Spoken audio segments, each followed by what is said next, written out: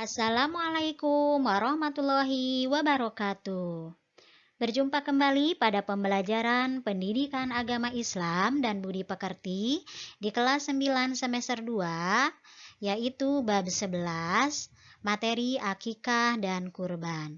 Anak-anak semuanya, jangan lupa kita berdoa terlebih dahulu untuk memulai pembelajaran. Bismillahirrahmanirrahim. Rabbi zidni ilman warzuqni fahman. Anak-anak semuanya, jangan lupa selalu patuhi protokol kesehatan dan kita tetap semangat untuk mengikuti pembelajaran di masa pandemi ini pada pembelajaran jarak jauh. Yuk kita simak pembelajaran selanjutnya.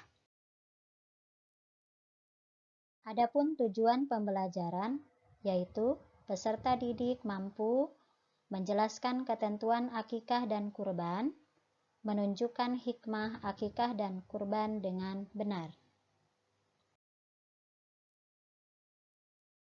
Akikah, anak merupakan karunia Allah Subhanahu wa Ta'ala kepada pasangan suami istri. Kebahagiaan pasangan suami istri semakin lengkap dengan lahirnya seorang anak. Maka, sebagai bentuk syukur kepada Allah Subhanahu wa Ta'ala, kedua orang tua melaksanakan akikah dengan menyembelih kambing. Akikah ini merupakan perintah agama yang memiliki banyak manfaat. Pengertian akikah.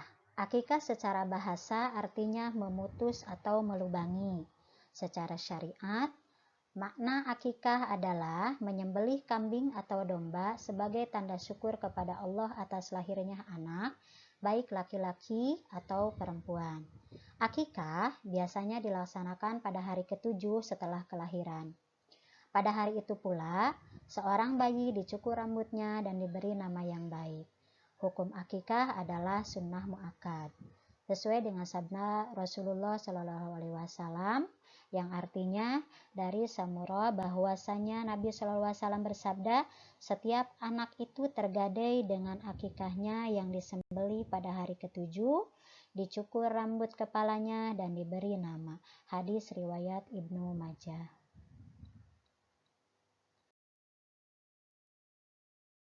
Ketentuan hewan akikah.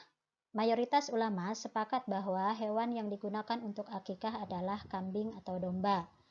Hewan untuk anak laki-laki sebanyak 2 ekor kambing atau domba, dan untuk anak perempuan 1 ekor kambing atau domba. Adapun syarat kambing atau domba akikah yaitu sebagai berikut. 1. Kambing atau domba itu harus dalam keadaan sehat, tidak kurus, dan tidak cacat. Yang kedua, kambing atau domba itu sudah berumur 1 tahun lebih atau sudah pernah berganti gigi.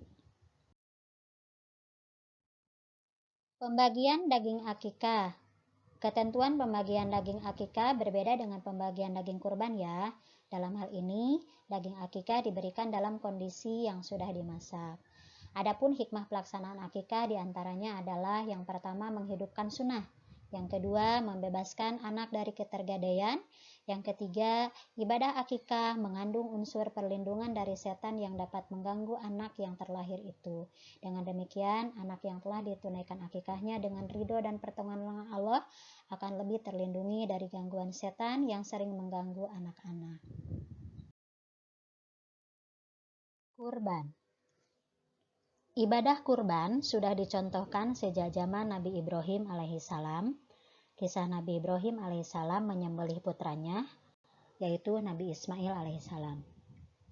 Diabadikan dalam Al-Quran, Allah Subhanahu wa Ta'ala bermaksud menguji keimanan dan ketaatan Nabi Ibrahim alaihissalam dengan memerintahkan untuk menyembelih Nabi Ismail alaihissalam. Namun, saat Nabi Ibrahim alaihissalam akan menyembelih Nabi Ismail, Allah Subhanahu wa Ta'ala mengganti Nabi Ismail dengan seekor domba. Pengertian kurban. Kurban berasal dari kata qoroba yang berarti dekat. Secara syariat, kurban artinya ibadah dalam bentuk melaksanakan penyembelihan hewan tertentu atas dasar perintah Allah Subhanahu wa Ta'ala dan petunjuk Rasulullah SAW dengan harapan dapat mendekatkan diri kepadanya. Hukumnya sunnah muakkad, artinya sangat dianjurkan bagi yang mampu. Sesuai dengan firman Allah Subhanahu wa taala dalam surat Al-Kautsar dari ayat 1 sampai ayat 3. Ketentuan hewan kurban. Jenis binatang yang diperbolehkan untuk dijadikan kurban adalah unta, sapi, kerbau, kambing atau biri-biri. Adapun ketentuan hewan-hewan tersebut adalah sebagai berikut. 1. Unta yang sudah berumur 5 tahun. Sapi atau kerbau yang sudah berumur 2 tahun. Kambing yang sudah berumur 2 tahun. Domba atau biri-biri yang sudah berumur 1 tahun atau telah berganti gigi.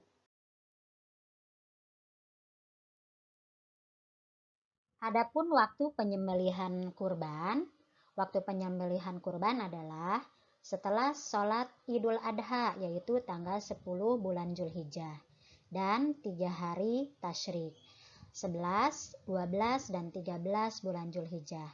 Penyembelihan boleh dilakukan pada siang hari atau sore hari, pada hari-hari tersebut atau sebelum matahari terbenam pada tanggal 13 bulan Zulhijjah. Tidak ada perbedaan waktu siang ataupun malam. Baik siang maupun malam, penyembelihan kurban sama-sama dibolehkan.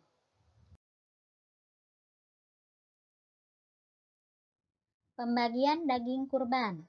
Daging kurban dibagi kepada fakir miskin dalam keadaan masih mentah atau belum dimasak.